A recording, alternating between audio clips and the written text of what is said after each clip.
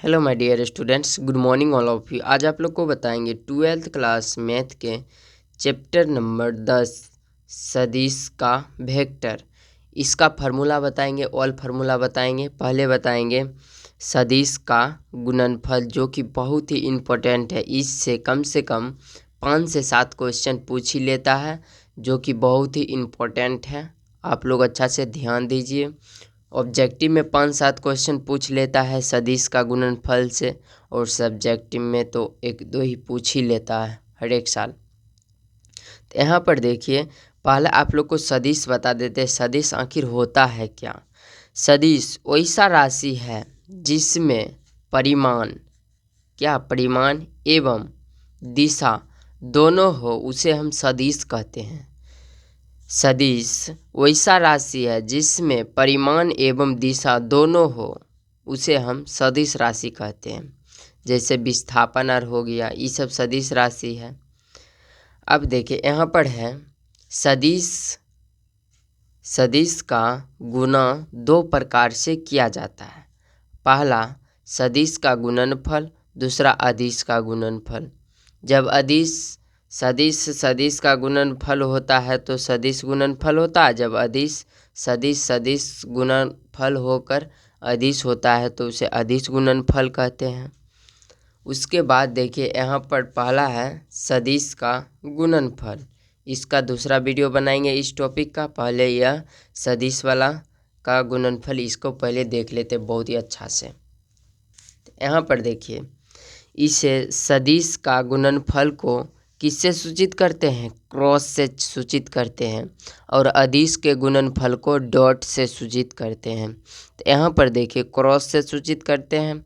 उसके बाद देखिए A vector cross B vector equal to magnitude A और magnitude B sine theta N cap. और उसमें अदिश में कॉस थीटा होगा और एन कैप नहीं होगा उसमें, और यहाँ पर डॉट लगा रहेगा अदिश में। तो इस जगह सदिश है, इसलिए इसमें ए क्रॉस यानी A vector cross B vector equal to magnitude A, यानी ए पर ए वेक्टर और मैग्नीट्यूड फिर बी वेक्टर, यानी सीधा कह सकते हैं magnitude sine theta N cap. जहाँ एन कैप एक इकाई सदिश है। जहाँ एन कैप क्या है? एन कैप एक इकाई सदिश है जो ए वेक्टर तथा बी वेक्टर पर लंब है। देखिए एन कैप ए वेक्टर ई हुआ और बी वेक्टर ई हुआ, इस पर लंब क्या है? एन कैप है ना, ये एन कैप है। उसके बाद देखिए ये फार्मूला आप लोग को बताते हैं।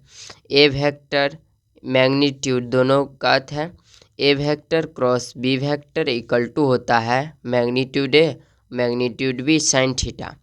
अब देखिए आप लोग से पूछेगा दोनों के बीच का कौन, तो एक बोलेगा थीटा निकालने के लिए, तो साइन इन्वर्स उधर चल जाएगा, ये उधर चल जाएगा, बराबर को उधर चल जाएगा तो इन्वर्स में हो जाएगा। तो इसीलिए यहाँ पर लिख सकते हैं sine theta equal to A vector cross B vector magnitude दोनों का, इसके बट्टे में मैग्नीट्यूड ए और मैग्नीट्यूड वी।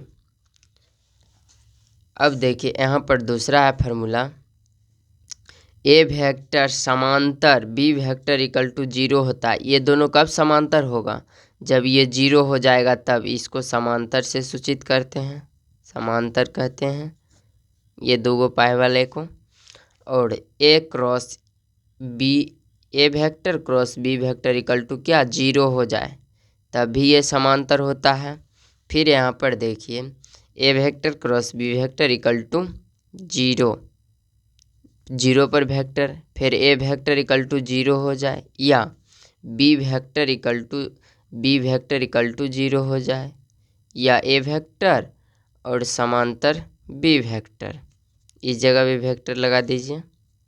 अब देखिए सदिश का गुणनफल, इस जगह लिखेंगे सदिश का गुणनफल, सदिश का गुणनफल। यहाँ पर इकाई सदिश का गुणनफल लिख लेते हैं, इकाई सदिश का गुणनफल। अब देखिए इकाई सदिश, इसका परिभाषा बताएंगे तो वीडियो बहुत लंबा हो जाएगा, इसीलिए शॉर्टकट में ही चलते हैं। अब देखिए आप लोग को डायग्राम की सहायता से बताएंगे ताकि बहुत ही अच्छा से आप लोग को समझ में आवे। अब देखिए ये एक गोला है, ठीक, और इसमें इधर से इधर रोटेट करता है। यहाँ पर लिखेंगे ऐसे, फिर यहाँ पर ऐसे, फिर यहाँ पर ऐसे। देखिए ऐसे ऐसे चिन्ह लगाए हैं एरो का। पहले इधर आई एजुना होता है आई कैप, उसके बाद इस जगह जे कैप और इस जगह के कैप।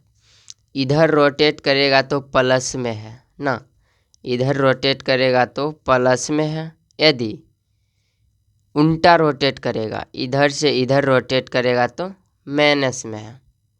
तो देख लीजिए यहाँ पर आई और जे कैप को गुना करेंगे तो क्या आएगा, के कैप आएगा। तो इस जगह लिखेंगे आई कैप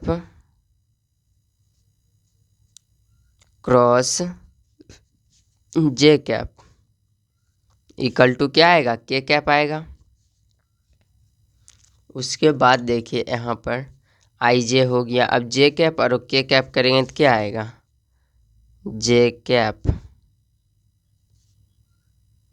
क्रॉस के कैप करेंगे तो क्या आएगा, आई आएगा। यहाँ पर कैप लगा देते हैं, आई कैप। उसके बाद देखिए के कैप और आई कैप को करेंगे तो क्या आएगा, के कैप क्रॉस आई कैप।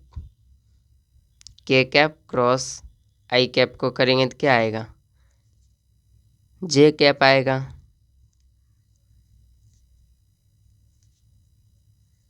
जे कैप आ गया।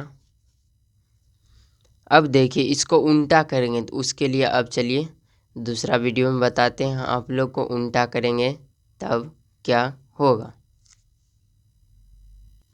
पहले इधर रोटेट होता था तो प्लस में था, अब इधर रोटेट होगा तो माइनस में होगा। तो इस जगह लिखेंगे यहाँ पर आई कैप,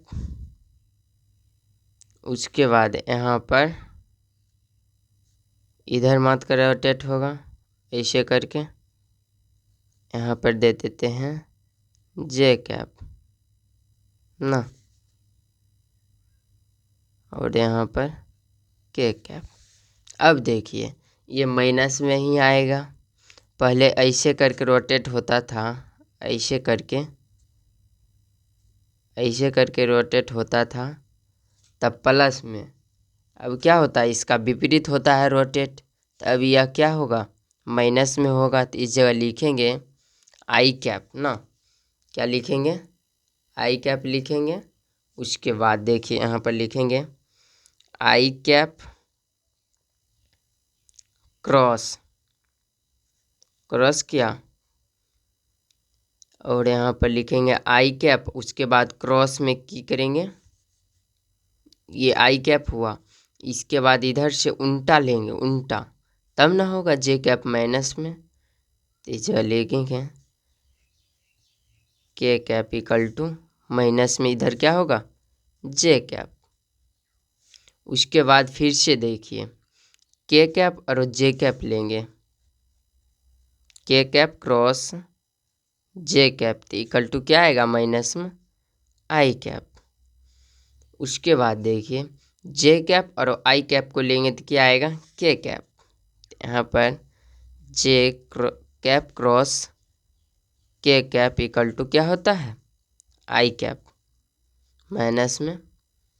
उसके बाद देखिए, और अब तो यहाँ तक तो पूरा अच्छा से आप लोग समझ चुके होंगे। उसके बाद देखिए यहाँ पर यदि दो वेक्टर दिया रहे, ए वेक्टर और दो यानी बी वेक्टर, तब कैसे निकालेंगे यहाँ पर लिख लेते हैं पहले, तब आप लोग को बहुत ही अच्छा से समझ में आएगा। यदि देखिए ए क्रॉस तथा बी क्रॉस एवं दिया है, तो यह देखिए ए वेक्टर और क्रॉस में बी वेक्टर पूछता है, तो ये कैसे निकालेंगे। देखिए ए क्रॉस, उसके बाद A vector cross B vector equal to में क्या लिखेंगे, देखिए इक्वल टू में लिखेंगे 3 गो वाला लिखते थे, सदिश में ऐसा ही होता है। तो यहाँ पर आई कैप, उसके बाद जे कैप, उसके बाद के कैप। तो अब देखिए ए सब में है तो ऊपर में लिखेंगे A1 A2 A3, ए वेक्टर वाला ले लिए। उसके बाद बी वेक्टर वाला देखिए B1 B2 B3। आप लोग तो यहाँ तक तो बहुत ही अच्छा से समझ गए। इसमें होता है प्लस, इसमें होता है माइनस, इसमें होता है प्लस ना, बीच में माइनस होता है। अब आपसे पूछ देगा त्रिभुज का क्षेत्रफल, आप लोग कैसे निकालिएगा वो भी बता देते हैं। जैसे में पूछेगा आप लोग से त्रिभुज का क्षेत्रफल, तो पहले आप लोग को एक त्रिभुज बनाकर बता देते हैं ताकि बहुत ही अच्छा से समझ में आवे। यहाँ पर त्रिभुज बनाए, इसको मान लेते हैं ए, इसको मान लेते हैं बी, इसको मान लेते हैं सी। उसके बाद देखिए इसको बी वेक्टर मानते हैं और इसको ए वेक्टर मानते हैं, यह थीटा हुआ। उसके बाद देखिए आप लोग को पूछेगा ए त्रिभुज ए बी सी का निकालने के लिए, तो दूगो देल रहेगा ए वेक्टर और बी वेक्टर देने रहेगा, और आप लोग से क्या पूछेगा बी सी पूछेगा। तो आप लोग बहुत ही अच्छे से निकाल लीजिएगा। तो उसके लिए फार्मूला है, बता देते हैं। यहाँ पर देखिए एंगल त्रिभुज A B C equal to में 1/2। उसके बाद ए वेक्टर है, A vector cross B vector, यही हुआ। उसके बाद देखिए आप लोग से पूछ देगा चतुर्भुज का क्षेत्रफल, तो वो कैसे निकालिएगा। ये त्रिभुज का क्षेत्रफल निकाल लीजिए, निकाल लिए। उसके बाद आप लोग से पूछ देगा चतुर्भुज का क्षेत्रफल, वो भी पार देते हैं ताकि अच्छा से आप लोग को समझ में आवे। देखिए यहाँ पर लिखेंगे, फिर से चतुर्भुज एक बनाएंगे,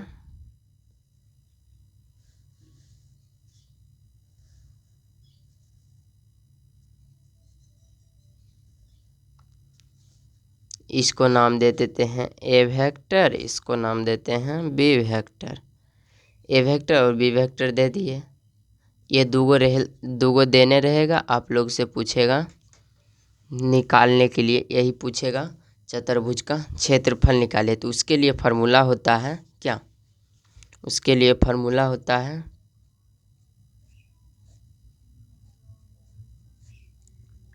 ए बी सी और D equal to A vector cross B vector, यही होता है। अब देखिए त्रिभुज का क्षेत्रफल में क्या होता था, इसके ये चतुर्भुज है, इसका ही 1/2 भाग है। ये देखिए मिलता है ना, इधर उल्टा करेंगे तो ये उल्टा होगा, तो क्या ऐसे नहीं होगा, होगा ये कट के ऊपर जाएगा। देखिए सेम टू सेम ऐसा ही होता है, ये भी, ये वाला पार्ट, तो इसका इस जगह थीटा होता है। ये भी हो गया, त्रिभुज का क्षेत्रफल निकाल लिए। अब देखिए तीन सदिश का गुणनफल, ये आप लोग को अगले वीडियो में बताएंगे क्योंकि यह वीडियो बहुत ही लंबा हो जाएगा। आई होप आप लोग को वीडियो अच्छा लगा होगा। आप लोग वीडियो देखते हो पर चैनल को सब्सक्राइब नहीं करते हो।